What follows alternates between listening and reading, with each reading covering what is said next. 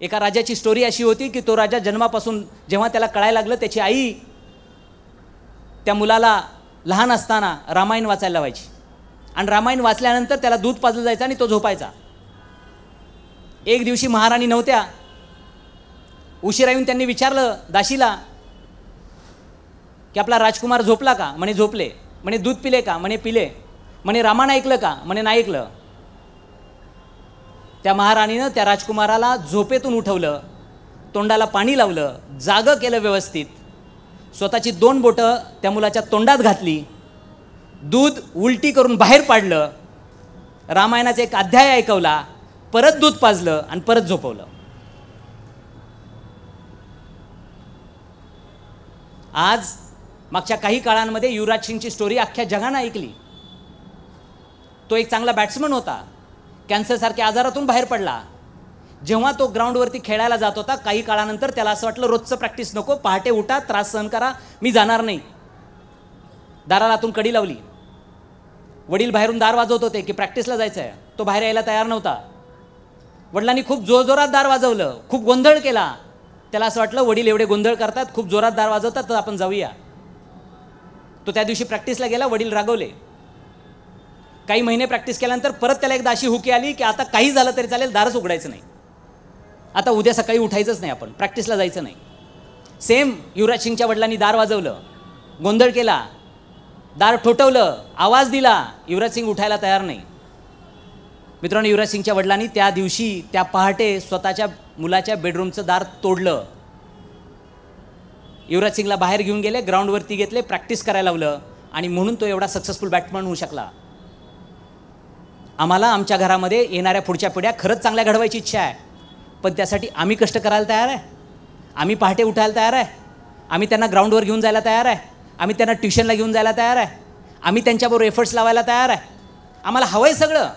एक डायलॉग परंपरेनं आम्ही म्हणत आलो आहे, शिवाजी जन्माला यावा, पण हा पाठ आहे, पण म्हणणारा सुद्धा करत नाही तसं, सांगणारा सुद्धा करत नाही तसं, कारण सांगणं आणि बोलणं सोपं आहे. मित्रांनो, ज्या गोष्टी तुम्हाला करवून घ्यायच्या तुमच्या पालकाकडून त्या तुम्ही करायला चालू करा, कारण ते काय ऑब्झर्व करतात हे जास्त मॅटर करतं. त्यानं मॅक्सिमम वेळा घरामध्ये घरातले जे नातेवाईकांचे जे नातेसंबंध आहेत ते त्याला व्यवस्थित पाहायला मिळाले नाही. छोट्या छोट्या गोष्टीवरून घरात होणाऱ्या कुरकुरी, तक्रारी, भांडणं, पर्टिक्युलर आईवडिलांची ही लहान लहान मुलांसमोर मुलं खूप जवळून पाहतात. मग कुणीतरी मुलांची बाजू घेतं, कुणीतरी मुलांच्या विरोधात बोलतं. ह्यातून जी मुलांची सायकोलॉजी डेव्हलप होते ही जशी तुम्हाला घडवायची तशी घडवता येणार नाही. वादविवाद नवरा बायकोंमध्ये 100% असतील, मतभेद असतील, भांडणंही होतील, पण ती मुलांसमोर करावी का, कशी करावी, कुठल्या पद्धतीनं करावी हे तुम्हाला मला कळायला हवं. आणि ते जर ॲज अ पालक म्हणून तुम्हाला कळत नसेल तर पाल्याकडून अपेक्षा करू नका की खरंच ते चांगलं काहीतरी घडतील. सुरुवातीच्या काळामध्ये लग्नाचे जे सुरुवातीचे दिवस असतात, दोघांचं एवढं काही एकमेकांशी चांगलं रिलेशन असतं की असं सुरी हातात असते, तू नाही तो मै नाही. काळ जसा पुढं जातो ती सुरी उलटी होते, अब तू भी नाही मै भी नाही. ह्या लेवलपर्यंतचे रिलेशन्स होतात आणि येणारी पिढी चांगली वागावी अशी आम्ही अपेक्षा करतो. घरात असणारी वयस्कर मंडळी, त्यांच्याबरोबरच आमचा रिस्पेक्ट ही मुलं पाहत असतात. एक मुलगा शाळेतून आला, आईला म्हणाला, अगं आई, ही तर आत्या आणि आजी आली आहे, तू तर म्हणाली होती भवानी आणि टळवी येणार आहे. हे डायलॉग्स घरामध्ये मुलं ऐकतात. लहान लहान मुलं चुकीच्या गोष्टी डेमॉन्स्ट्रेट करतात. कुठून शिकले हे? कुणी शिकवलं त्यांना? मॅक्सिमम वेळाला त्यांच्या घरची लोक कारणीभूत आहेत ह्या छोट्या छोट्या गोष्टींना. आणि हे जे संस्कार ज्यावेळी लहान मुलांच्या मेंदूमध्ये जातात ते लवकर काढणं अवघड आहे, लवकर काढता नाही येणार. त्या प्रत्येक नकारात्मक गोष्टी तुमच्या लहान वयामध्ये ज्या घडल्या होत्या त्या आजही तुम्हाला माहिती आहेत, आजही तुम्हाला आठवतात. आजही तुम्हाला माहिती आहे प्रायमरी स्कूलमध्ये 1ली ते 4थीमध्ये तुमच्या आयुष्यात काय काय घडलं होतं. सकारात्मक गोष्टी फारशा आठवत नाही. असं म्हणतात लहानपणी सबकॉन्शियस माइंड, माणसाचं अवचेतन मन आहे, हे ओपन असतं. जे त्याच्या डोक्यात जातं ते मरेपर्यंत राहतं. काही कालांतरानंतर त्याचा जो फिल्टर आहे अवचेतन आणि चेतन मनामधला तो ॲक्टिव्ह होतो, पण लहानपणी तो ॲक्टिव्ह नसतो. म्हणजे पर्टिक्युलर लहान मुलांच्या डोक्यामध्ये तुम्ही काय टाकणार आहात ही खूप जास्त महत्त्वाची गोष्ट आहे. आईवडिलांना स्वतःच्या बोलण्यावरती कंट्रोल करावा लागेल, स्वतःच्या शिस्तीवरती, डिसिप्लिनवरती काम करावं लागेल. त्यांना त्यांचं घरचं वातावरण, घरचं इन्व्हायरमेंट चांगलं ठेवावं लागेल. चांगले डायलॉग्स त्या घरामध्ये बोलले गेले पाहिजे. नकारात्मकता हळूहळू त्या घरातून बाहेर कशी जाईल, चांगल्या इन्व्हायरमेंट तुम्ही तुमच्या मुलांना जाणीवपूर्वक कसं द्याल, लहान मुलांना तुम्ही कुठल्या ठिकाणी घेऊन जाता, ती तिथं काय पाहतात, ऑब्झर्व कसं करतात, आणि ह्या सगळ्यानंतर त्या मुलांबरोबरचं तुमचं कम्युनिकेशन काय. मॅक्सिमम टाईम आम्ही मुलांना करेक्ट करण्याचा प्रयत्न करतो, आम्ही त्यांच्यावर कनेक्ट कधी होत नाही. लहान लहान मुलांच्या आम्ही चुका दाखवण्याचा प्रयत्न करतो, थोरांच्या मोठ्यांच्या सगळ्यांच्या चुका दाखवतो. चुका दाखवण्यात आम्ही एक्सपर्ट आहे, पण चुका दाखवण्यापेक्षा, त्यांना करेक्ट करण्यापेक्षा त्यांच्याशी कनेक्ट व्हा असं म्हणतात. त्यांच्याशी कनेक्ट होणं म्हणजे काय, त्यांचा जो विषय आहे तो समजून घेणं, त्यांना कशामध्ये आवड आहे ते समजून घेणं, त्यांना काय सांगायचं आहे हे अंडरस्टँड करणं. घरामध्ये बाहेरची लोकं किंवा पाहुणे आले तर लहान मुलांना जाणीवपूर्वक त्यावेळी जास्त काहीतरी सांगायची इच्छा असते. ते मम्मी किंवा पप्पांकडे जातं, म्हणतात पप्पा माझ्याशी बोला, मम्मी माझ्याशी बोला. लहान मुलं आणि वयस्कर लोक ह्या दोघांना एकाच गोष्टीची गरज आहे, ते म्हणजे अटेन्शन. त्यांची इच्छा असते आमच्याकडं लक्ष द्या. आम्ही जाणीवपूर्वक त्यावेळी त्यांच्याकडे लक्ष हार्डली काही सेकंदासाठी द्यायचं असतं, किंवा त्यांचं फक्त ऐकून घ्यायचं असतं. काय म्हणणं आहे आपण नंतर बोलू ह्या विषयावर, एवढं सफिशियंट असतं. पण आम्ही ते ऐकून घ्यायला तयार नसतो. आम्ही आमच्या कामांमध्ये किंवा आम्ही आमच्या नातेवाईकांशी, मित्रांशी जास्त बिझी दाखवण्याचा प्रयत्न करतो, आणि ह्याचा इनडायरेक्ट इम्पॅक्ट त्याच्या सायकोलॉजीवरती असं होतं की मम्मी पप्पा आम्हाला अटेन्शन देत नाही, वेळ देत नाही, किंवा त्यांना माझ्या आयुष्यात तेवढासा इंटरेस्ट राहत नाही.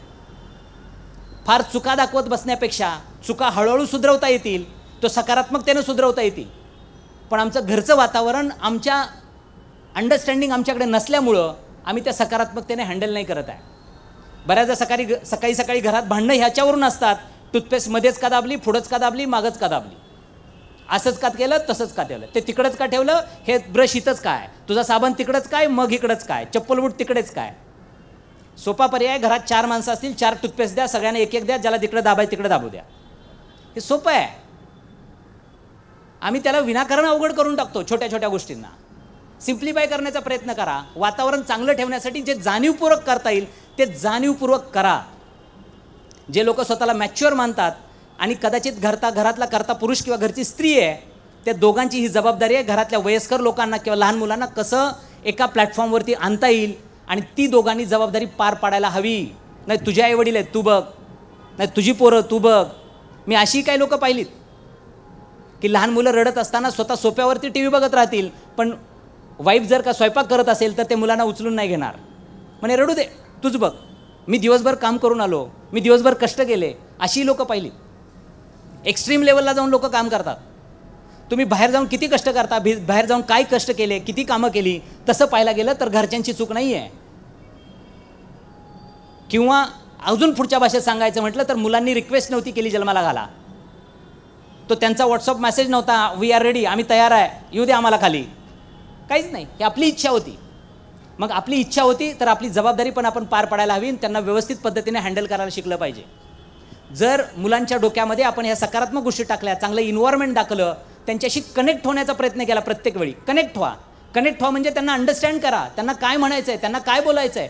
छोट्या छोट्या गोष्टी असतात, फार मोठ्या अपेक्षा नसतात त्यांच्या, अतिशय छोट्या, आणि चुका होतील. मी परत एकदा सांगतो, पण प्रत्येक वेळी फक्त चुका दाखवण्याचा प्रयत्न करू नका. ती चूक त्यालाही कळते, माझ्याकडून चूक झाली. लहान मुलाला पण कळतं, माझ्याकडून काहीतरी पडलं फुटलं, मी चुकीचं केलं, हे त्यालाही कळतं. कळत नाही असं नाही आहे.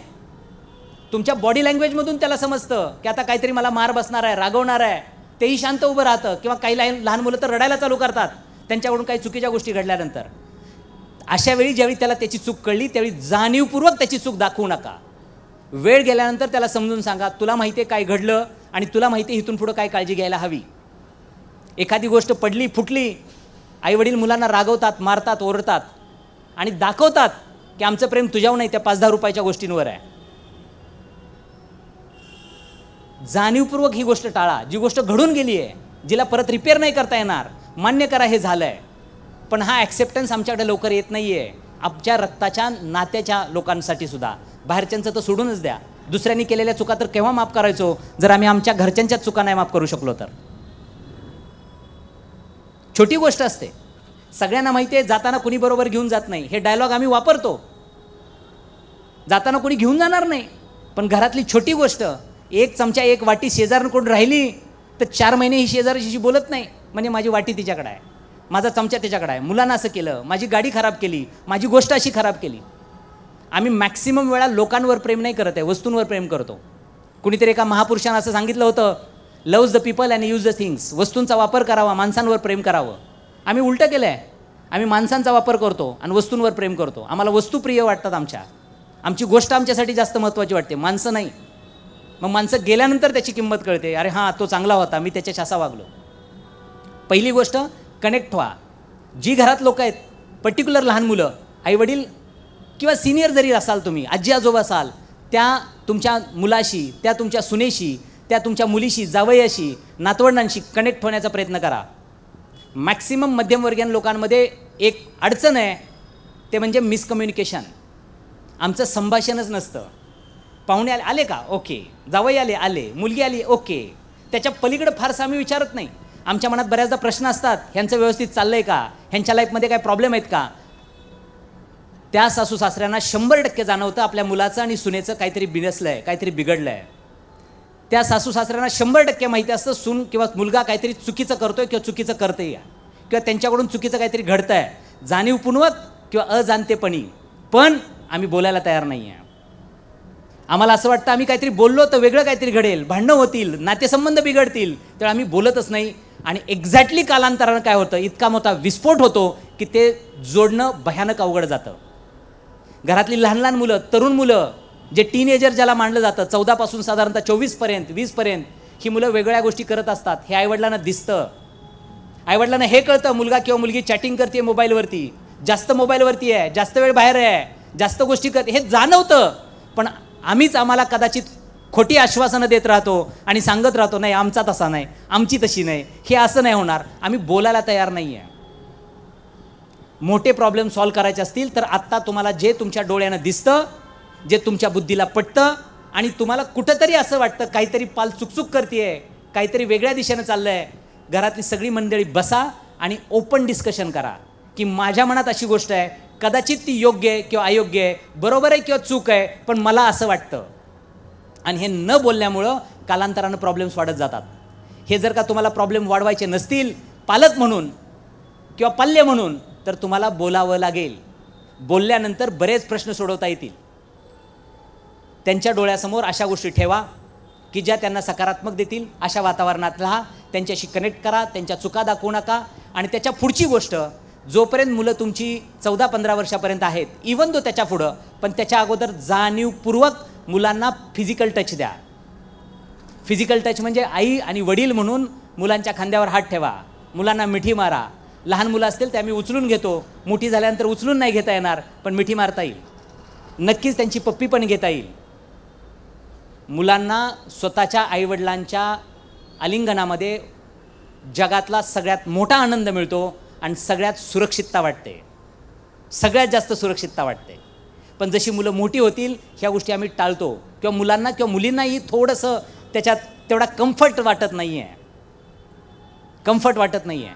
जर काही लोकांना आठवत असेल, जे ग्रामीण भागातून आले, मागच्या 1-2 पिढ्या काढून बघा, म्हणजे 70 वर्षाची आजीसुद्धा कदाचित तिच्या 45-50 वर्षाच्या मुलाला जवळ घेऊन मिठी मारून त्याची पप्पी घ्यायची.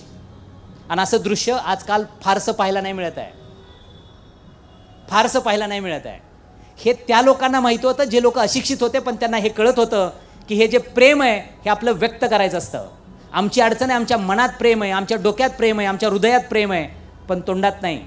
आणि बॉडी लँग्वेजमध्ये वागण्या बोलण्यात तर बिलकुलच नाही. मनात आहे, डोक्यात पण आहे, पण तोंडात नाही. तुम्हाला तुमच्या पालकाविषयी किंवा पाल्याविषयी जे तोंडात आहे, डोक्यात आहे, ते तोंडात आणावं लागेल. आईवडील असतील तुमचे तर आईवडिलांसमोर जाऊन केव्हा तरी म्हणावं लागेल, खरंच आईवडील, मम्मी पप्पा, जे तुम्ही काय म्हणता, आई दादा, माझं प्रेम आहे तुमच्यावर. कधीतरी म्हणावं लागेल त्यांना. मी असं नाही म्हणत रोज म्हणा. एक बायको नवऱ्याला म्हणते, खरंच तुझं माझ्यावर प्रेम आहे का? नवरा म्हणतो खूप आहे. ते म्हणते किती आहे? ते म्हणते प्रचंड आहे. ह्या जगात सगळ्यात जास्त प्रेम कोण करत असेल तुझ्यावर तर मी आहे. ती म्हणते मला काय झालं तर तू काय करशील? म्हणला वेडा होईल. ती म्हणली दुसरं लग्न करशील का? तो म्हणला वेडा काय पण करू शकतो.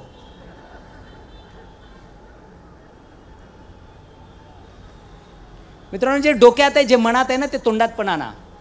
मुलांना, आईवडिलांना व्यक्त व्हा, स्वतः व्यक्त व्हा. आम्ही व्यक्त होत नाही, आमच्या मनात असते पण बोलत नाही. मला हे एक्झॅक्टली हे नाही म्हणायचं की डायरेक्ट आय लव्ह यू म्हणा. कुठल्याही भाषेत बोला, जी भाषा पुढच्याला कळेल, पण त्याला कळू द्या की खरंच तुम्हाला काळजी आहे, खरंच तुमच्या मनात प्रेम आहे. ह्याला म्हणतात कनेक्ट होणं. जर तुम्ही नाही कनेक्ट झाला तर जे वातावरण तुम्हाला हवं आहे आणि जे तुम्हाला तुमची पुढची पिढी येणारी बिल्ड करायची, घडवायची, ती त्या पद्धतीनं घडवता येणार नाही. एक मुलगा शाळेतून येतो, काही दिवस शाळेत गेलेला असतो. शाळेतून एक नोटबुक येते, नोटबुकमध्ये एक चिठ्ठी असते, ती चिठ्ठी आई वाचते. चिठ्ठी जी वाचल्यानंतर आई शांत बसते, चिठ्ठी बाजूला ठेवते. मुलगा म्हणतो, आई काय झालं की शाळा सुटायला वेळ होती पण मला दुपारीच घरी पाठवलं, असं काय घडलं? आई म्हणते, ही चिठ्ठी तुझ्या स्कूलनं मला दिली आहे आणि म्हणून तुला दुपारी घरी पाठवलं, शाळा सुटण्याच्या अगोदरच घरी तुला पाठवून दिलं. म्हणे कारण काय?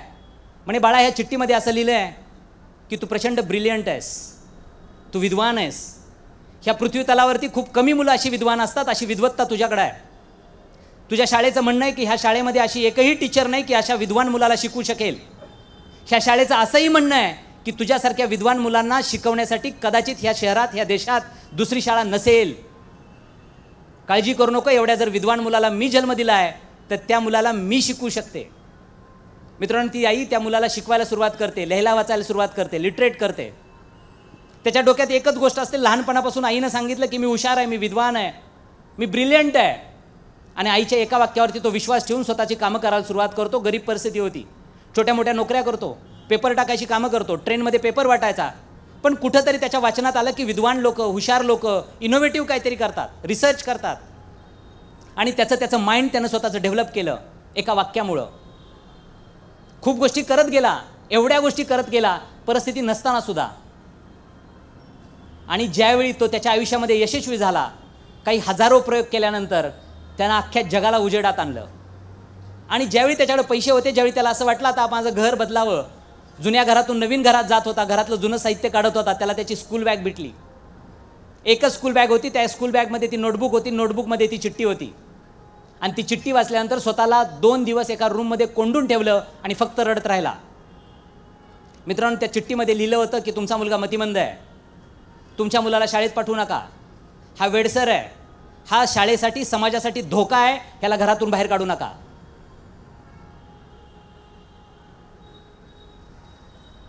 मित्रांनो, त्या माणसाला अख्खं जग थॉमस अल्वा एडिसन ह्या नावानं ओळखतं. आणि तो आजही म्हणतो, जर ती चिठ्ठी आणि ती चिठ्ठीचं स्पेलिंग आईनं जर नीट वाचलं नसतं तर माहीत नाही माझं काय झालं असतं आणि मी जगाला काय देऊ शकलो असतो का. तुमच्या मुलांमध्ये तुम्ही काय पेरणार आहात, काय पोचवणार आहात. आत्ता कदाचित रिझल्टचे दिवस आहेत, कारण पहिली सेमिस्टर झाली, दिवाळीच्या अगोदर किंवा नंतर सेमिस्टर्स होतात, आता रिझल्ट चालू आहेत.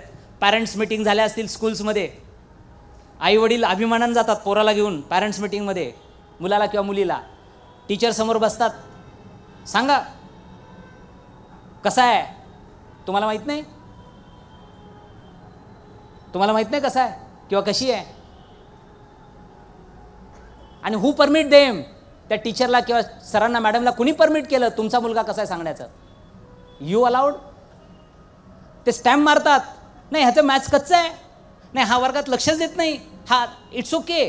काही गोष्टी जेन्युइन असतील, काही गोष्टी बरोबर पण आहेत त्यांच्या, पण त्याला कशा घ्याव्या, त्याला कशा कन्वर्ट कराव्या, त्याला पॉझिटिव्हिटीनं त्यातून इम्प्रूव्ह कसं करावं, हे आई वडील म्हणून तुमचं स्किल आहे, हे तुमचं स्किल आहे.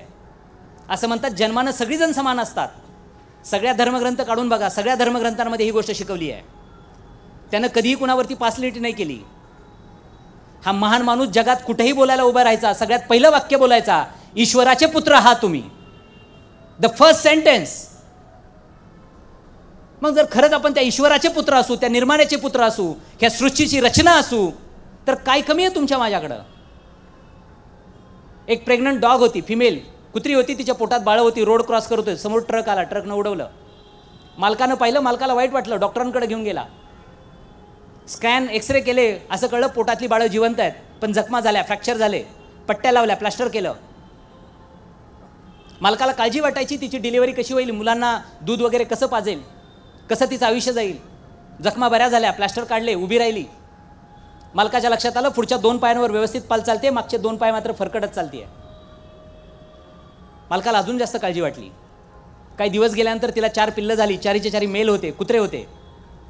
त्याचा पपीज म्हणजे पिल्लं विकण्याचा बिझनेस होता. त्याला असं वाटलं कमीत कमी माझा बिझनेस तरी वाचला, माझे पिल्लं विकले जातील, कुत्रे विकले जातील, मला पैसे मिळतील. He was that time so happy. काही दिवस गेल्यानंतर त्याच्या लक्षात आलं, 4 पिल्लं पुढच्या 2 पायांवर व्यवस्थित चालत आहेत, मागचे 2 पाय फरकटत चालत आहेत. 4 पिल्लांना घेऊन डॉक्टरांकडे गेले. डॉक्टरांनी स्कॅन, एक्सरे केले. डॉक्टर म्हणे बोन चांगले आहेत, मसल पण चांगले आहेत, स्नायू चांगले आहेत, जॉईंट चांगले आहेत, एव्हरीथिंग इज परफेक्ट. मालक म्हणतो अशी का चालतात? उत्तर काय? 4 पिल्लांना जन्मापासून आईला पाहिलं आणि त्या 4 पिल्लांचा समज झाला कुत्रा नावाची जात अशीच चालते.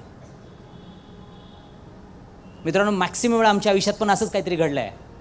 आम्ही आमच्या आईवडिलांना, काका काकीला, मामा मामीला, समाजाला, नातेवाईकांना, शेजारी पाजाऱ्यांना पाहिलं आणि भयानक नकारात्मकता आजूबाजूला, आनंद नाही आहे लाईफमध्ये, ठरवतात काहीतरी, घडतं काहीतरी, चाललंय वेगळ्याच दिशेनं. मग आम्ही शिक्का मारून टाकला, आम्ही सर्वसामान्य आहे, आम्ही मध्यमवर्गीय आहे, आम्ही असे आहे, आम्ही तसे आहे. मित्रांनो, जर तुम्हाला ॲज अ पालक म्हणून असं वाटत असेल हे स्टॅम्पिंग बदलून टाकायचं आहे आणि येणाऱ्या पुढच्या पिढ्या खरंच काहीतरी चांगल्या घडवायच्या आहेत. चांगली घडवणं म्हणजे सगळ्यात पहिली गोष्ट काय असेल तर त्यांना आनंदी जगायला शिकवणं. फायनान्शियली किती कमवलं ही नंतरची गोष्ट आहे. जर ते आनंदी नाही जगू शकले, माणूस म्हणून चांगलं नाही जगू शकले तर मजा काय? आणि हा निर्णय आपल्याला घ्यावा लागेल, त्याच्यावरती काम करावं लागेल ॲज अ पालक म्हणून. आणि जर हे करायचं असेल तर सगळ्यात त्याच्या पुढची गोष्ट काय, मी जे सांगितलं कनेक्ट करण्यामध्ये, त्याच्या पुढची गोष्ट आहे त्यांच्या लाईफमध्ये इंटरेस्ट घ्या. त्यांना कशात इंटरेस्ट आहे त्यात तुम्ही इंटरेस्ट घ्या. आता वर्ल्ड कप होता, ज्यांच्या मुलांना क्रिकेटमध्ये इंटरेस्ट आहे त्या आईवडिलांना इंटरेस्ट जरी नसला तरी थोडं तरी क्रिकेटविषयी बोला. ज्यांच्या मुलांना कदाचित मार्वलचे पिक्चर्स आवडतात, थॉर आवडतो, डॉक्टर आवडतो, जे काही हल्क आवडतो, त्या आईवडिलांनी थोडा इंटरेस्ट घ्यावा लागेल. हल्क काय, डॉक्टर स्ट्रेन काय, मार्वल मूवीज काय, थोडा, जास्त नाही. तुम्हाला जाणीवपूर्वक त्यांच्या विषयामध्ये इंटरेस्ट घ्यावा लागेल. आम्हाला एकाच गोष्टीत इंटरेस्ट आहे, आमचा इंटरेस्ट ज्याच्यात आहे त्यात त्यानं घ्यावा. नाही, तू वाचत नाही, तू प्रार्थना करत नाही, तू हे करत नाही, तू ते करत नाही, तुला गणपतीची आरती येत नाही, ते म्हणायला लागलं की ते टाळ्या वाजवत असतं, मनात दुसरंच गाणं म्हणत असते. तुम्ही फक्त त्याच्या 2 विषयात इंटरेस्ट घ्या, ते तुमच्या 10 विषयात इंटरेस्ट घेईल. पहिलं पाऊल तुम्ही टाका. त्याला नेमकं काय म्हणायचं आहे, त्याला काय आवडतं, त्याला काय बघायचं आहे, का बघायचं आहे त्याला, ते जरूर त्याला विचारा, त्याच्याशी डिस्कस करायला चालू करा. थोडा इंटरेस्ट घ्या, थोडा, जास्त नाही, थोडा. आणि जर तुम्ही सासू सासरे असाल, म्हणजे जे सिनियर लोक आहेत, तर तुम्हाला तुमची सून, तुमचा मुलगा किंवा तुमची नातवंड ह्यांना पण कशात इंटरेस्ट आहे हे पण तुम्हाला कळलं पाहिजे. आणि आपल्यालाही कळलं पाहिजे आपल्या आईवडिलांना कशात इंटरेस्ट आहे. घरात जी काही आपली फॅमिली नावाची गोष्ट असते, कुटुंब नावाची गोष्ट, कुटुंबातल्या कुठल्या माणसाला कशात इंटरेस्ट आहे आणि त्याच्यामध्ये जर थोडा पण इंटरेस्ट घेतला तर ते आपलं नातं अजून घट्ट ठेवता येईल, ते नातं चांगलं जपता येईल, त्या नाताला चांगला ओलावा देता येईल. हे जाणीवपूर्वक करावं लागेल. आणि हे जर का आपण जाणीवपूर्वक केलं, म्हणजे इंटरेस्ट घेऊ शकलो, तर ती गोष्ट बिल्ड करता येतील, 100% बिल्ड करता येईल. आणि ज्या पद्धतीनं तुम्हाला तुमचा पालक पुढचा घडवायचा आहे त्याच्यामध्ये ही एक पायरी तुम्हाला जरूर मदत करेल की त्याच्या सब्जेक्टमध्ये, त्याच्या इंटरेस्टमध्ये तुम्ही थोडा इंटरेस्ट घेणं. जर का तुम्ही त्यात थोडा इंटरेस्ट घेतला तर ते स्वतःहून जास्त बोलायला लागेल, त्याला आवडायला लागेल. आत्ताची परिस्थिती काय माहिती आहे, जर का 12-13 वर्षाच्या पुढची किंवा 16-17 वर्षाची मुलं स्वतःच्या मित्रमैत्रिणींना घरी घेऊन येतात, तेव्हा मम्मीला मॅक्सिमम टाईम मम्मीला सांगतात, तू येऊ नकोस, तू किचनमध्ये थांब, तू माझ्या मित्रांच्यात मैत्रिणीच्यात यायचं नाही. का? कारण त्यांचे जे काही विषय चालतात त्याविषयी मम्मीला काहीच माहीत नसतं. मम्मी आल्यानंतर पहिला प्रश्न दुसऱ्या मुलीला कदाचित असा विचारेल, तू टिकली नाही लावली, तू असं नाही केलं, तुझं तसं नाही झालं, तू कुठं राहते, तुझे वडील काय करतात, तुझी मम्मी काय करते. कदाचित त्या मुलांना इतक्या लगेच ओपन होण्यात इंटरेस्ट नसतो. पण जर का त्यांच्या विषयात तुम्ही थोडा इंटरेस्ट घेतला, त्यांचे सब्जेक्ट काय चालतात, इवन दो तुमच्या मुलाची किंवा मुलीची जे बेस्ट फ्रेंड्स आहेत त्यांना ते कुठल्या टोपण नावानं बोलतात हे तुम्हाला माहिती पाहिजे. स्कूलमध्ये त्यांच्या टीचरला ते सगळे मुलं काय म्हणतात हे तुम्हाला माहिती पाहिजे. आणि एवढी जागा तुम्हाला मुलांना द्यावी लागेल. मागच्या काळामध्ये एक गोष्ट खूप वेगानं शिकवली गेली की मुलांचे मित्र बना, मुलांचे तेवढेच मित्र बना की मुलं तुमच्याशी कुठल्याही विषयावर सहजासहजी बोलू शकतील. पण मुलांचे आईवडीलच राहा, मुलांचं ऐकून घ्या सगळं, त्यांच्याशी नातं चांगलं जपा, त्यांना जागा द्या. त्यांच्या मनात तुमच्याविषयी फार भीती पण नसावी, पण आदरयुक्त भीती त्यांच्या मनात 100% पाहिजे. त्यांना हे तर नक्की माहिती असलं पाहिजे जर आपण चुकीचं काय केलं तर आपल्याला शिक्षा बसणार आहे. पण मात्र ज्याला डेमोक्रेटिक पॅरेंट्स म्हणतात की संवादानं एकमेकांशी विषय समजून घेतात, एकमेकांशी संवाद साधून त्या विषयावर बोलायला तयार आहे, असे पालक तुम्हाला मला बनावं लागेल. त्यांना तेवढी जागा द्यावी लागेल, रूम द्यावी लागेल की इझिली त्या विषयावर बोलतील. मित्रांनो, मागचा जो काळ होता 50 वर्षापूर्वीचा तो इमोशन्सवरती चालायचा. इमोशन्स म्हणजे भावनांवर चालायचा. मॅक्सिमम आईवडिलांनी स्वतःच्या मुलीचं लग्न ठरवलं, त्या मुलीला माहितीही नसायचं माझं कुठल्या मुलावर लग्न होणार आहे. आईवडील सांगायचे लग्न ठरलं आहे. तसा एक काळ होता की आईवडिलांनी डोळे मोठे केले, ते मुलं रडायची किंवा घाबरायची. त्यांना नक्की भीती होती की आता काहीतरी आपलं चुकलं आहे किंवा आपल्याला राग बसेल किंवा आपल्याला ओरडा खावा लागणार आहे. हे सगळं भावनांवर चालणारा समाज होता, इमोशन्सवर चालणारा. आत्ता मागच्या काळांमध्ये हे शिफ्टिंग झालं आहे इमोशन टू इन्फॉर्मेशन. जर तुमच्या घरात 6 वर्षापासून 12 वर्षापर्यंतची मुलं असतील, एकच प्रश्न मुलाला विचारायचा, चप्पल घाल माझ्याबरोबर चल. ते काय पहिला प्रश्न विचारतं माहिती आहे? कुठं जायचं? त्याला सांगा कुठेही जायचं असेल चल, तेव्हा ते सांगा की. दुसरा प्रश्न असतो किती वेळ लागणार आहे, कशासाठी जायचं आहे, मी काय करायचं तिथे येऊन, नेमका कार्यक्रम काय आहे. 10 प्रश्न पुढून येतात आणि तुम्ही उत्तरं देऊ नका, ते तुमच्यावर 100% येणार नाही. तुम्ही रागवा, येणार नाही. मारा, येणार नाही. रडेल, पण म्हणतो सांगा ना कुठं जायचं आहे, सांगा कुठं जायचं आहे. मित्रांनो, this generation called as information generations. त्यांना तुम्हाला त्या वयात त्या प्रकारची माहिती द्यावी लागेल. मुलांना किंवा मुलींना मित्रमैत्रिणी जवळचे का वाटतात? कारण ते त्या विषयावर त्यांच्याशी ओपनली डिस्कस करायला तयार आहेत, जे आईवडील करत नाहीत, आणि म्हणून ते त्यांना जवळचे वाटतात. बाकी काहीही कारण नाही, काहीच कारण नाही. त्यांना ज्या विषयात इंटरेस्ट आहे त्या विषयावर मित्रमैत्रिणी बोलायला तयार आहेत ओपनली, ऑल डिस्कशन, आणि आईवडील बोलायला तयार नाहीत, आणि म्हणून ते जवळचे वाटतात. जर तुम्हाला मुलांशी चांगले रिलेशन्स बिल्ड करायचे तर त्या वयात त्या प्रकारची इन्फॉर्मेशन तुम्हाला द्यावी लागेल. आणि जर तुम्ही देऊ शकला नाही तर एकच वाक्य लोकांच्या तोंडातून बाहेर पडतं, मुलगा किंवा मुलगी हाताबाहेर गेली, आमचं ऐकत नाहीत. आजही फार काही बिघडलेलं नाही, आजही फार काही बिघडलेलं नाही. आजकाल मुलांकडे स्वतःचा इगो आहे. वयाच्या 12-13 वर्षानंतर स्वतःची मतं असतात, आणि जसं असं वय वाढत जातं मुलं कमवायला लागतात तर अजून जास्त मतं वाढायला लागतात, आणि मग त्यांना हे जाणवायला लागतं की नाही, मला जास्त समजतं, मला जास्त कळतं. आणि कदाचित ते रूटपासून, म्हणजे त्यांचं जे फाउंडेशन आहे, जे आईवडील आहेत किंवा आजी आजोबा आहेत ह्याच्यापासून थोडे दूर होऊन स्वतःच्या विचारांवर किंवा आजच्या पिढीबरोबर जगण्याचा प्रयत्न करतात. ती गोष्ट ती का करतात, कशासाठी करतात, त्याचा फायदा काय, तोटा काय, ह्या गोष्टी ओपनली डिस्कस करा, त्यांच्याशी बोला. काही मुलांना किंवा मुलींना जसं वय वाढत जाईल तशी व्यसनं लागतात, आणि आजकाल ती फॅशन वाढायला लागली लोकांना. स्मोक करणं, 2 बोटामध्ये चैतन्याची कांडी ठेवणं, त्याला चैतन्याची कांडी म्हणतात, आणि ती सगळ्यांसमोर धुवा उडवणं, म्हणजे ही फॅशन वाटते.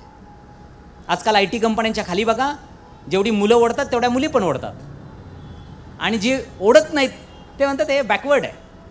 हे आजच्या पिढीत नाही आहे, हे मागच्या जमान्यातलं आहे. हे कल्चर आज डेव्हलप व्हायला लागलं आहे, आणि मॅक्सिमम टाईम ह्याच्यामध्ये पॅरेंटचा जो रोल आहे तो त्यांनी खूप चांगला इन्व्हॉल्व होऊन करायला हवा. आणि तो रोल काय? Just open discussion. वाय, कशासाठी, का करता, हे ह्यातून निष्पन्न काय मिळवायचं आहे.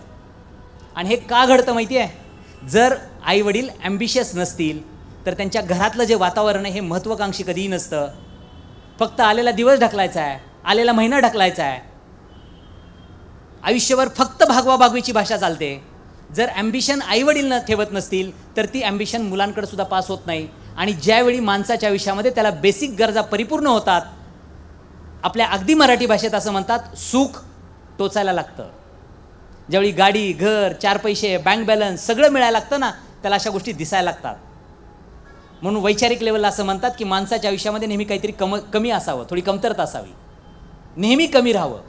कमी कुणाच्या बाबतीत राहील? ज्याची महत्त्वाकांक्षा मोठी आहे, ज्याला अजून काय करायची इच्छा आहे. मुलांपर्यंत हा संदेश जातच नाही आहे की तू आयुष्यात अजून महत्त्वाकांक्षी राहा. जेव्हा केव्हा शहाजीराजे स्वराज्यामध्ये यायचे, शिवाजीराजे लहान होते, त्यांच्यावर राहायचे आणि परत जायचे. ते त्यावेळी निजामशाहीमध्ये सरदार होते. शिवाजी महाराज स्वतःच्या वडिलांच्या पाया पडायचे. मित्रांनो, शहाजीराजांनी आयुष्यभर शिवबांना एकच आशीर्वाद दिला. ते महाराजांना म्हणायचे, महाराज राजे असमाधानी राहा. त्यांनी कधी शिवबांना नाही शिकवलं समाधान माना. 2 किल्ले मिळवले, बस झालं आपल्याला, समाधानी राहा.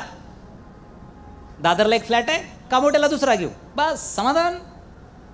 कशाला करायचं? थोडे म्युच्युअल फंडात पैसे टाकू, इंग्लिश कॉन्व्हेंटला मुलं शिकतात, कधीतरी जाऊ महाबळेश्वर दिल्ली फिरायला, जवळ वाटलंच तर पटाया बँकॉक, वी आर हॅप्पी. आम्ही आमची एनर्जी, आम्ही आमचं टॅलेंट, आमची कॅपॅसिटी आणि कॅपॅबिलिटी वापरायला तयार नाही आहे. आणि हे एक्झॅक्टली मुलं पाहतात. मुलं स्वतःला स्ट्रेच करायला तयार नाही आहे, कारण त्यांच्या घरात कुणी स्ट्रेच करतच नाही स्वतःला. अजून करायचं असतं, अजून कष्ट करायचे असतात, अजून धावपळ करायची असते. हा संदेश त्यांच्यापर्यंत पोचतच नाही आहे.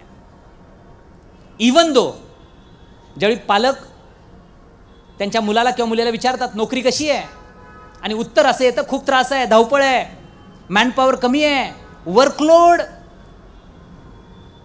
आहे, लंच मिळत नाही आहे. आईवडिलांचा हा डायलॉग आहे. अरे अरे वाईट झालं. पण त्याच मुलानं किंवा मुलीनं उत्तर दिलं, काहीही काम नसतंय, निवांत बसून नोकरी आहे, मस्त एसीत बसायचं. म्हणे काही नशिबाने पोरगी, किती चांगली नोकरी लागली.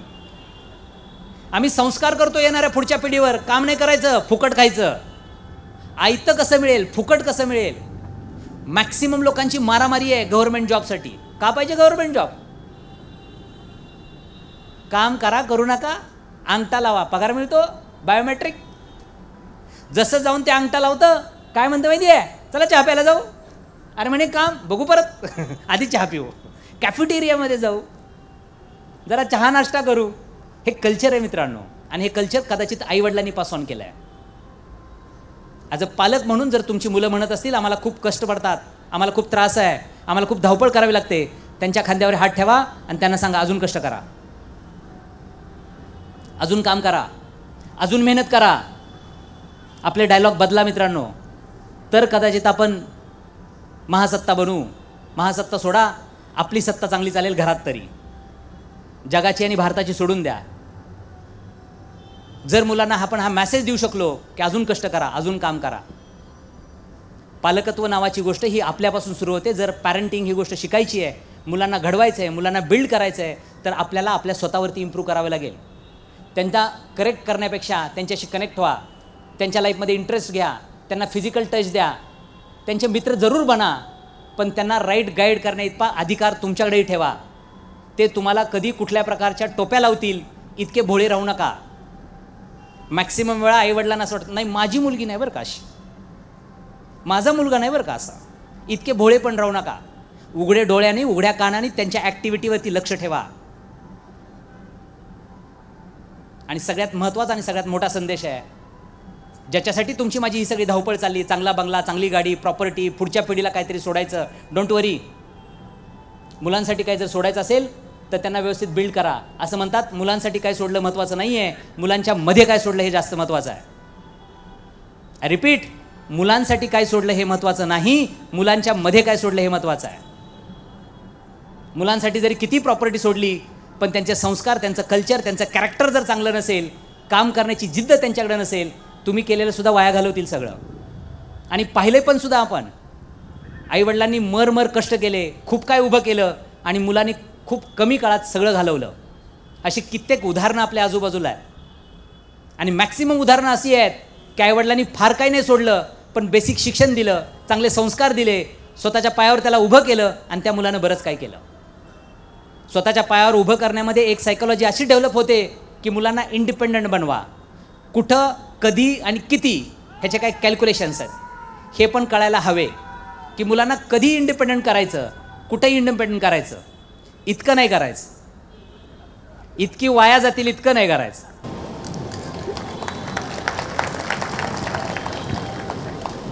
मध्ये मध्ये असंही शिकवलं जातं, स्वतःसाठी जगा. आपला समाज आणि संस्कार ह्याची एक चौकट आहे, त्या चौकटीत राहून स्वतःसाठी जगायचं, त्याच्या बाहेर नाही जायचं. मी माझ्यासाठी जगतो, मी कसाही जगेल, कुठेही पिल, कुठेही लोळेल, नाही चालणार, अजिबात नाही चालणार. कुठेही गुटखा खाऊन थुंकेल, नाही चालणार.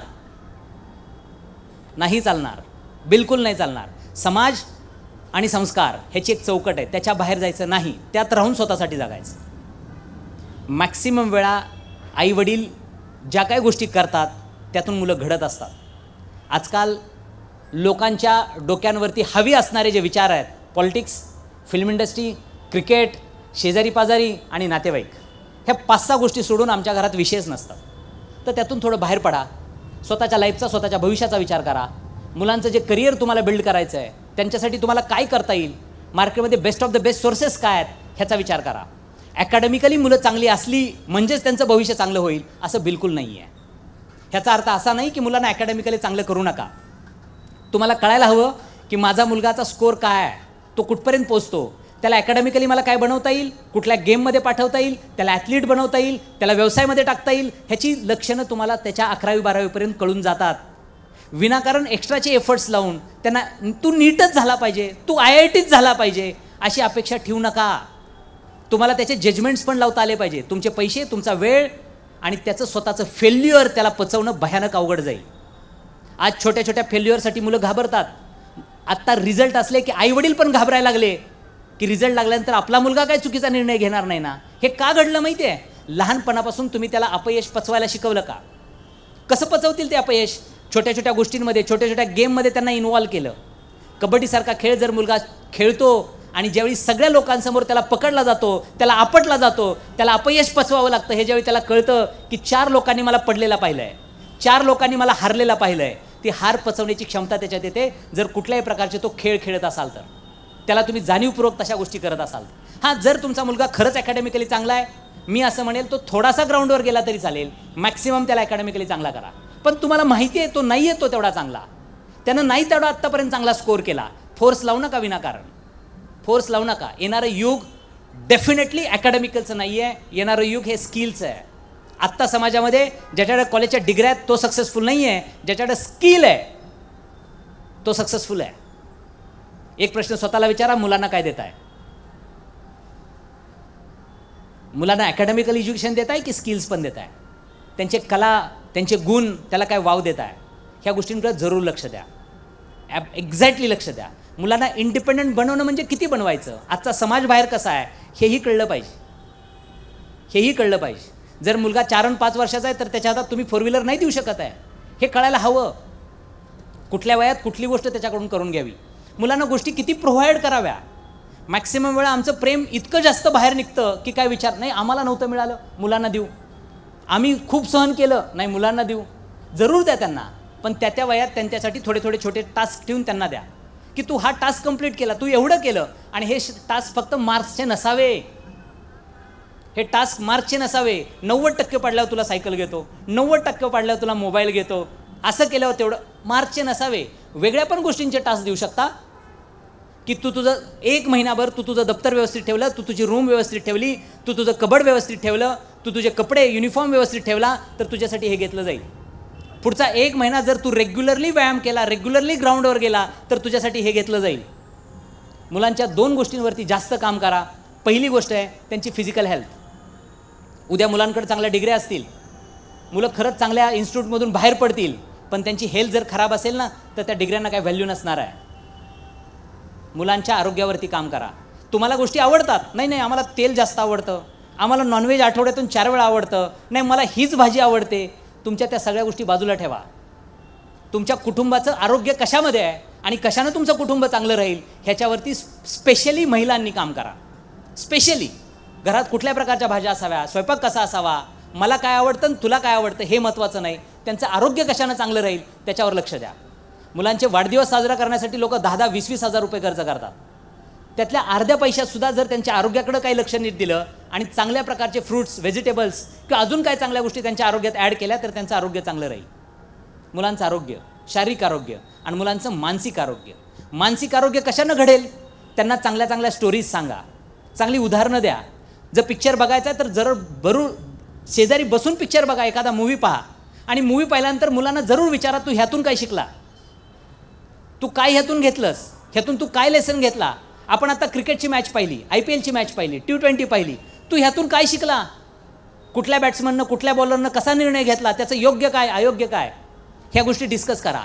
कधी गार्डनमध्ये जाल, बेंचवर बसाल, जगाकडे बघू द्या मुलांना आणि विचारा ही गोष्ट समोर चालू आहे, ह्यातून तू काय शिकला. मुलांना अशा प्रकारच्या मोटिवेशनल व्हिडिओ, मोटिवेशनलच्या गोष्टी ज्यातून मेसेज जातील, चांगले चांगले संदेश जातील, अशा गोष्टी मुलांपर्यंत जाणीवपूर्वक पोचवा, तर त्यांची मानसिकता चांगली राहील. अपयश पचवायला शिकवा, लोकांशी रिलेशन चांगले बिल्ड करायचे असतात हे शिकवा. मॅक्सिमम वेळा आजच्या समाजामध्ये, जसं सुरुवातीला मी एक वाक्य वापरलं होतं की आय एम इंडिपेंडंट, हा शब्द वेगानं वाढतो.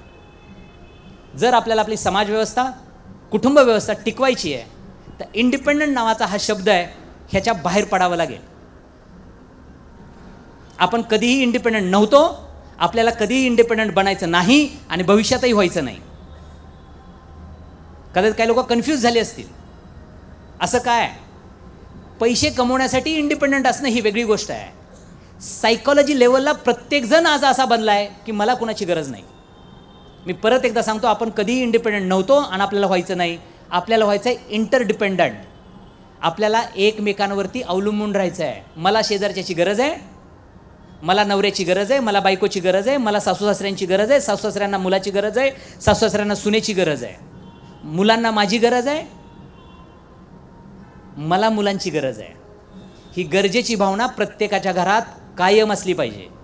ज्या दिवशी मुलं आणि मुली, येणारी पिढी ही मान्य करायला लागतील आय एम इंडिपेंडंट, त्या दिवशी ते बरोबर राहणारच नाही. महाराष्ट्र गव्हर्नमेंटनं फॅमिली कोर्ट वेगळे केलेत. घटस्फोटाचं प्रमाण भयानक वेगानं वाढत आहे आणि ह्या सगळ्याच्या पाठीमागे एकच कारण आहे, त्या मुलाला किंवा मुलीला असं वाटतं मला फारशी गरज नाही, मी कमवते, मी पण कमवतो. स्विगी झोमॅटो आहे आमच्याकडं, ऑर्डर केली की संध्याकाळी मिळते आहे, कुणी करायचं, मी काय ॲडजस्ट करू, मी एवढी शिकले, मी एवढा शिकलो, माझं पॅकेज एवढं आहे, मी एवढे कष्ट करतो, मी काय ॲडजस्टमेंट करावी. One of the major reason की आई वडील त्यांना कधीही शिकवू शकले नाही की तुला गरज आहे. आई स्वतःच्या मुलीला कधीही शिकवत नाही की तुला सासू सासऱ्यांची गरज आहे. सासू सासरे असायला पाहिजे. मॅक्सिमम वेळा, म्हणजे मी फक्त कुठल्या एका जेंडरची बाजू घेतोय असं समजू नका, पुरुषांची घेतोय किंवा महिलांची घेतोय, मी तटस्थ आहे आत्ता, मी कुणाच्याच बाजूला नाही, ना आईवडिलांच्या, ना मुलांच्या, ना नवऱ्याच्या, ना बायकोच्या. मॅक्सिमम वेळा डायलॉग असा ऐकला जातो, नवरा चांगला आहे हो, पण ते आईवडील, ते सासू सासरे जरा, तिला माहितीच नाही तो कुणाचा आहे. नवरा चांगला आणि त्याचे आईवडील चांगले नाही, असं कसं शक्य आहे, तो कुणाचा आहे, वेडीच आहे, हिला कळतच नाही ते. मित्रांनो, असं म्हणतात फळावरून झाड कळतं, फळावरून झाड कळतं. फळ चांगलं तर झाड चांगलं, मुलं चांगली तर ह्याचा अर्थ आईवडिलांची मेहनत आहे, आईवडिलांचे कष्ट आहेत, आईवडिलांची कॉम्प्रोमाइज आहे, त्यांनी स्वतःचं आयुष्य तडजोड केलं पण मुलांना घडवलं. मॅक्सिमम वेळा जी मुलं घडतात त्याच्या पाठीमागं अशी काहीतरी कारणं आहेत आणि ती मुलं घडण्याची जी सुरुवात आहे ती आईवडिलांच्या डोक्यात येते. हजारो वर्ष अगोदर मुघलांनी राज्य केलं, इंग्रजांनी काय आपल्यावरती 150 वर्ष राज्य केलं, तर आपल्याला वाईट वाटतं इंग्रजांनी 150 वर्ष राज्य केलं. त्याच्या अगोदर हजारो वर्ष सगळ्या परकीय सत्तांनी आपल्यावरती राज्य केलं होतं, अत्याचार केला होता. आणि एका महिलेच्या डोक्यात आलं की हा किती दिवस सहन करावा, का नाही थांबवावा. एक महिला म्हणून, एक मुलगी म्हणून तिला फार काय करता येत नव्हतं, पण ती घोडा चालवायला शिकली, तलवारबाजी शिकली. एका चांगल्या पुरुषाबरोबर लग्न झालं ज्यानं थोडा पुरुषार्थ केला होता आणि त्यानं तिला मुभा दिली, तू कर. काही मुलं जन्माला आली, काही वारली, आणि ज्यावेळी तिला असं वाटलं आता मी परत एकदा प्रेग्नंट आहे, त्यावेळी तिला असं वाटलं हे राज्य थांबलं पाहिजे आणि सर्वसामान्य जनतेचं राज्य आलं पाहिजे. आणि त्या बाईनं, त्या महिलेनं स्वतःच्या गर्भामध्ये असणाऱ्या मुलावरती हे संस्कार करायला चालू केले जन्मापासून, की आपल्याला रयतेचं राज्य आणायचं आहे, आपल्याला स्वराज्य उभं करायचं आहे. मित्रांनो, हे जिजाऊंच्या डोक्यात आलं म्हणून शिवबा घडले. शिवबा तरच घडतील इथं असणाऱ्या जिजाऊंच्या डोक्यात आलं किंवा शहाजींनी त्यांना मदत केली तर. खूप स्टोरीज घडतील अशा. आपलं साम्राज्य किती लहान किती मोठं हे महत्त्वाचं नाही आहे, पण ते आपलं आहे हे जास्त महत्त्वाचं आहे. It's absolutely important. मी किती पैसे कमवले, मला किती रिस्पेक्ट मिळतो समाजामध्ये, किती अधिकारी मी चांगला बनलो, माझ्या पाठीमागं कोण किती आहे हे महत्त्वाचं नाही आहे. इन्स्टावरती माझे फॉलोअर्स किती आहेत, फेसबुकला मला किती लोकांनी लाईक केलं, ह्या व्हर्च्युअल जगामध्ये जगण्यापेक्षा अस्तित्वात राहून आपल्याशी किती लोक चांगली वागतात, नातेसंबंध किती चांगले आहेत, माझी हेल्थ किती चांगली आहे, घरात गेल्यानंतर मला घरात थांबावंसं वाटतं का, त्या घरच्या लोकांबरोबर एकत्र राहावंसं वाटतं का, इट्स व्हेरी व्हेरी इम्पॉर्टंट. आणि हे तर होईल जर आईवडिलांनी किंवा पालकांनी त्याला चांगल्या गोष्टी प्रोव्हाइड करायला सुरुवात केली तर. डिफिकल्ट नाही आहे हे, ॲब्सोल्युटली डिफिकल्ट नाही आहे, पण जाणीवपूर्वक तुम्हाला मला प्रयत्न करावे लागतील. जाणीवपूर्वक त्यांना इंडिपेंडंट बनवत असताना इतके इंडिपेंडंट करू नका की त्यांना कुणाचीच गरज नाही वाटणार. मग ती मुलगा असो किंवा मुलगी असो, त्यांना हे सांगायला चालू करा, तुला कुटुंबाची गरज आहे, तुला समाजाची गरज आहे, तुला जनतेची गरज आहे, लोकांबरोबर चांगलं वाग. आजकाल शिक्षण बऱ्यापैकी सगळ्यांपर्यंत चांगलं पोचलं आहे. तुम्ही कॉमन लोकांशी कसे वागता हे संस्कार ॲज अ पालक म्हणून तुम्हाला मुलांना द्यावे लागतील. मुलांच्यामध्ये नम्रता आणणं, मुलांना थँक्यू म्हणायची सवय लावणं, थँक्यू म्हणण्याची सवय, सॉरी म्हणण्याची सवय ती आतून आली पाहिजे. की अरे कुणीतरी मला मदत केली, हॉटेलला गेल्यानंतर वेटर जर मला काहीतरी खायला देतो, मी थँक्यू म्हटलं पाहिजे. माझ्या गाडीत पेट्रोल डिझेल टाकणारा माणसाला मी थँक्यू म्हटलं पाहिजे. मी कुठेतरी ज्यावेळी पब्लिक ट्रान्सपोर्टनं प्रवास करतो, मला तिकीट मिळतं, थँक्यू म्हटलं पाहिजे. का असं घडत नाही की आपल्यासमोर कुठली तरी एक महिला हातात एका मुलाला उचलते, 2-4 बॅगवरून काढत असते आणि आजूबाजूला असणारे महिला किंवा पुरुष कुणीही तिला मदत करत नाही, कुणीही उठत नाही. ही भावना का? कारण आम्हीच कधी ती पेरली नाही. आम्हालाच कधी असं वाटलं नाही कुणाला तरी मदत करायची इच्छा आहे किंवा गरज आहे त्याला मदतीची, मी करायला हवी.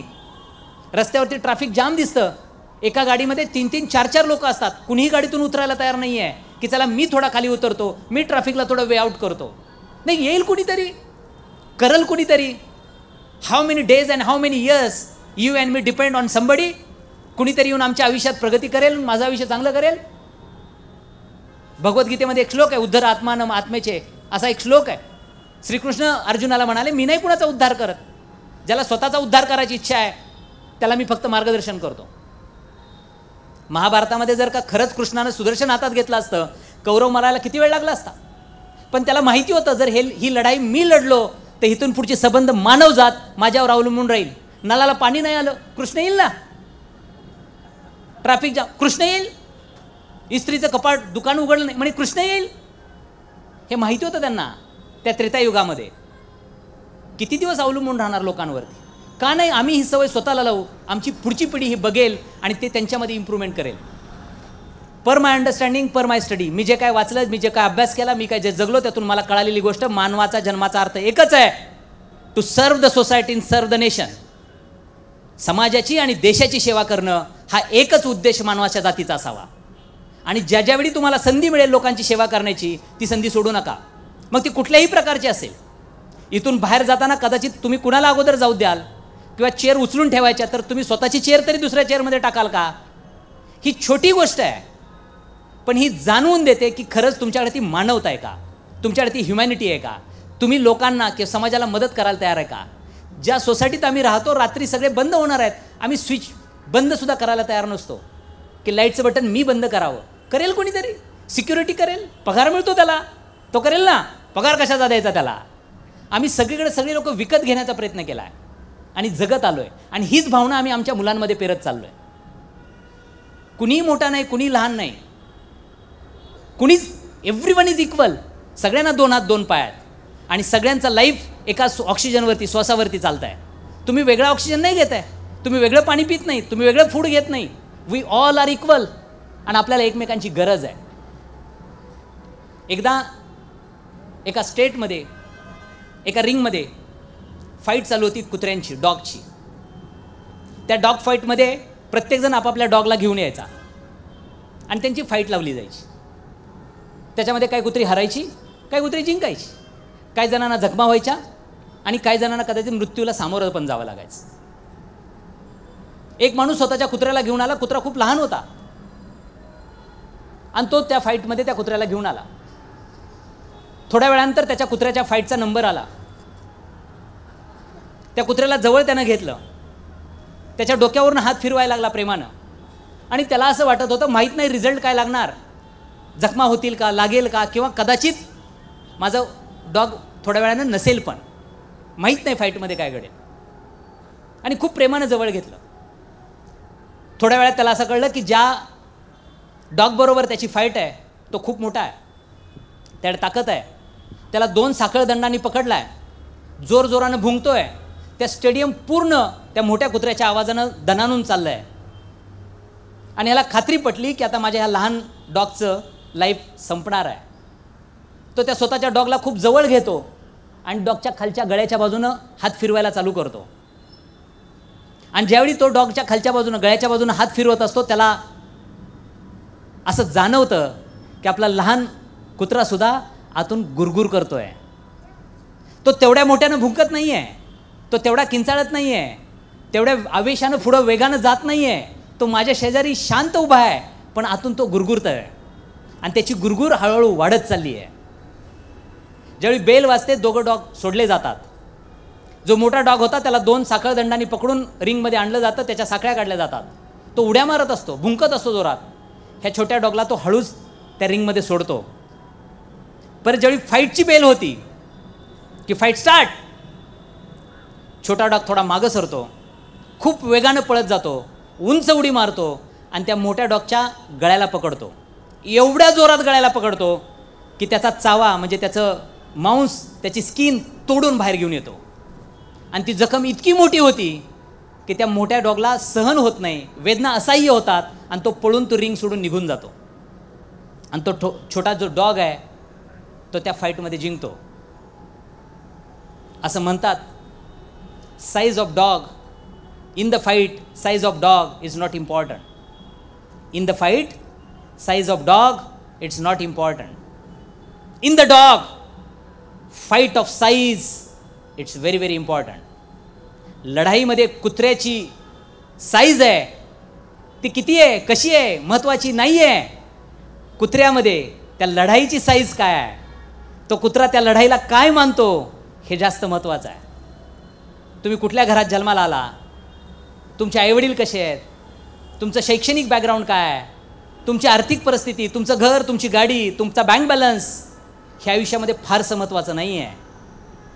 तुमच्या स्वतःमध्ये तुमचं आयुष्य किती मोठं आहे, तुम्ही आयुष्याला काय मानता, हे जास्त महत्त्वाचं आहे. आणि ज्या माणसाला स्वतःच्या लाईफची किंमत कळाली, कदाचित तो स्वतःच्या लाईफबरोबर स्वतःच्या फॅमिलीची व्हॅल्यूज आणि फॅमिलीची किंमत करायला चालू करेल. आणि ॲज अ पॅरेंट म्हणून तुम्हाला मला जाणीवपूर्वक स्वतःच्या येणाऱ्या पुढच्या पिढीला बिल्ड करण्यासाठी कष्ट करावे लागतील.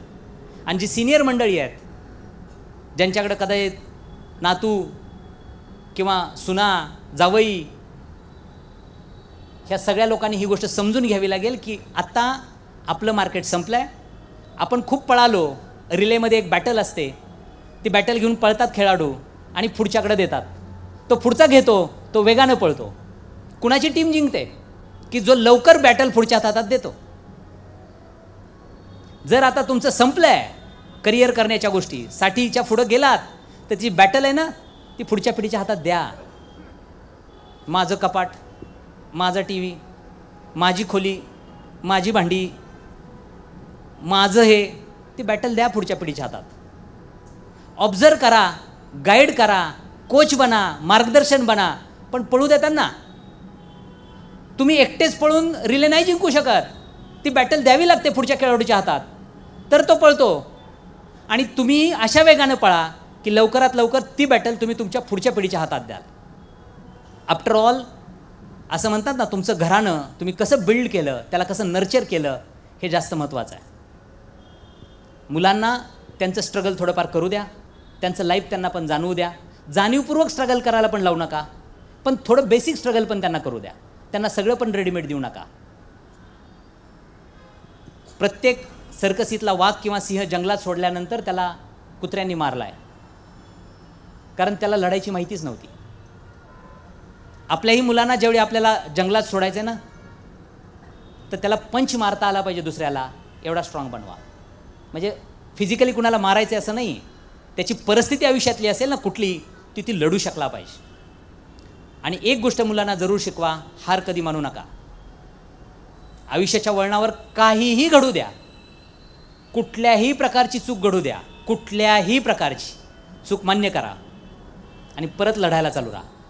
तुम्ही किती पळाला, किती जिंकलं, किती मिळवलं, तुमचा इतिहास काय, तुम्ही 10वीत 12वीत बोर्डात आलते, तुमचे पॅकेजेस, तुम्ही काय केलं, महत्त्वाचं नाही आहे. तुमचा आजचा परफॉर्मन्स काय, हे जास्त महत्त्वाचं आहे. तुम्ही आज कुठे उभे आहात आणि तुम्ही आज काय करताय. आजचा परफॉर्मन्स चांगला असेल तर त्याला टीममध्ये सिलेक्ट केला जातो. ज्याचा परफॉर्मन्स आजचा चांगला नाही आहे त्याला जाणीवपूर्वक इंजिनियर म्हणून पण बाहेर काढला जाईल. आजचा परफॉर्मन्स, आज तुम्ही मी काय करतो, आजचा तुमचा गेम काय, इट्स व्हेरी व्हेरी इम्पॉर्टंट. आणि आजच्या गेममध्ये राहा फक्त. लाईफमध्ये असं म्हणतात जोपर्यंत तुम्ही पॅड सोडत नाही लावलेलं आणि बॅट सोडत नाही तोपर्यंत तुम्ही आऊटच होऊ शकत नाही. त्यावेळी जो आऊट करेल ठीक आहे, सगळ्यांनाच आऊट व्हायचं. सो डोंट वरी. तोपर्यंत हार मानू नका, तोपर्यंत हार मानू नका. नेपोलियन बोनापार्ट ज्यानं जगावर राज्य करण्याचा प्रयत्न केला त्यानं जगाला एक संदेश दिला, who wins the battle is not important, who wins the war is very important. छोट्या मोठ्या लढाया कोणी जिंकल्या महत्त्वाचं नाही, महायुद्ध कोणी जिंकलं महत्त्वाचं आहे. केव्हा केव्हा हार मानावी लागेल, खूप जणांना मारावी लागली, खूप जणांना माघार घ्यावी लागली, थोर पुरुषांना सुद्धा अपमान सहन करावा लागला, त्यांना सुद्धा रिव्हर्स घ्यावं लागलं. ठीक आहे, इट्स ओके. आपल्या आयुष्यात पण बऱ्याचदा असं घडेल. पाहिजे ते स्कूल कॉलेज मुलांना मिळणार नाही, पाहिजे तसं करिअर होणार नाही, पाहिजे त्या बिल्डिंगमध्ये पाहिजे त्या फ्लोअरवरती कदाचित फ्लॅट नाही मिळणार, पाहिजे ती गाडी नाही मिळणार. होऊ शकेल असं. ह्या लढाईत कुणी जिंकलं कुणी हारलं महत्त्वाचं नाही आहे, महायुद्ध कुणी जिंकलं महत्त्वाचं आहे. आणि महायुद्ध काय मित्रांनो, ज्यावेळी तुम्ही मी जाऊ त्यावेळी फोटोच्या खाली लोक 2 तारखा टाकतात, जन्म आणि मृत्यू. त्याच्यामध्ये एक डॅश असतो. त्या डॅशला काय वेटेज आहे, त्या डॅशला काय साईन आहे, शाईन, आणि त्या डॅशला काय स्मेल आहे. It's very very important.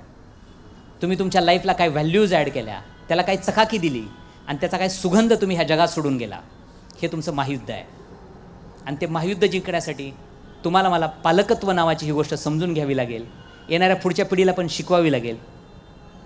माझ्याकडून तुम्हा सगळ्यांना तुमच्या येणाऱ्या भविष्यासाठी, निरोगी आयुष्यासाठी आणि येणाऱ्या पुढच्या सगळ्या पिढ्यांसाठी खूप सगळ्या शुभेच्छा. मला तुमच्या सगळ्यांशी बोलून खूप छान वाटलं. मला एवढ्या पेशंटली तुम्ही सगळ्यांनी ऐकून घेतलं त्याच्याबद्दल मी तुमचा आभारी आहे. मला खात्री आहे मी कुणाला जाणीवपूर्वक दुखवलं नसेल, पण जर असं वाटलं असेल तर मी क्षमस्व आहे त्यासाठी. आणि भविष्यातही कधीही असं वाटलं माझ्याकडून तुमच्यापर्यंत काय पोचवायची गरज आहे किंवा तुम्हाला माझ्याशी कनेक्ट राहायची गरज आहे तर विकास शिंदे सरांकडं माझा नंबर आहे. तुम्ही माझ्याशी केव्हाही कनेक्ट राहू शकता. मी हेल्थ इंडस्ट्रीमध्ये डील करतो. एज्युकेशनमध्ये आमचं खूप चांगलं काम आहे. आम्ही IITसाठी ज्या एंट्रन्स एक्झाम असतात, JEE, प्री स्कूल्स आहेत आमचे, CBSE बोर्डचे स्कूल्स आहेत आमचे, त्याच्याबरोबर रिअल इस्टेट आणि कन्स्ट्रक्शन इंडस्ट्रीमध्ये आहोत. अशा 3-4 इंडस्ट्रीमध्ये मी काम करतो. I am basically hardcore businessman आहे. मी एक व्यावसायिक आहे. त्यातून जेव्हा जेव्हा मला संधी मिळते लोकांशी बोलण्याची आणि अशा प्लॅटफॉर्मवर जर मिळत असेल तर मी नक्कीच, मलाही आवडतं. तर मी तुमच्या सगळ्यांचा नक्कीच ऋणी आहे. भविष्यात मला कधीही कुठल्याही प्रकारची तुमची सेवा करण्याची मला संधी द्या. मी माझ्या बाजूनं 24/7 केव्हाही तयार आहे. आणि परत एकदा विद्यार्थी उत्कर्ष मंडळाला मी खूप सगळ्या शुभेच्छा देतो. आणि मला प्राऊड फिलिंग आहेत की अशा प्लॅटफॉर्मवरती मला बोलायची संधी मिळाली. Thank you so much.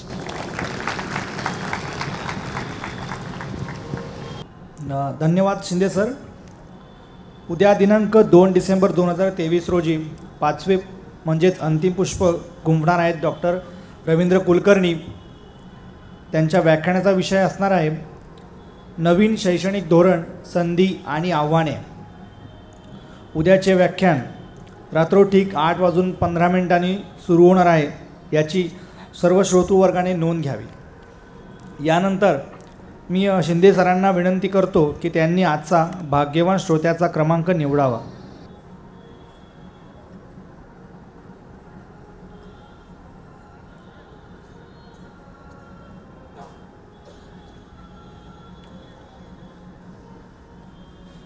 आजचा भाग्यवान श्रोता क्रमांक आहे 289.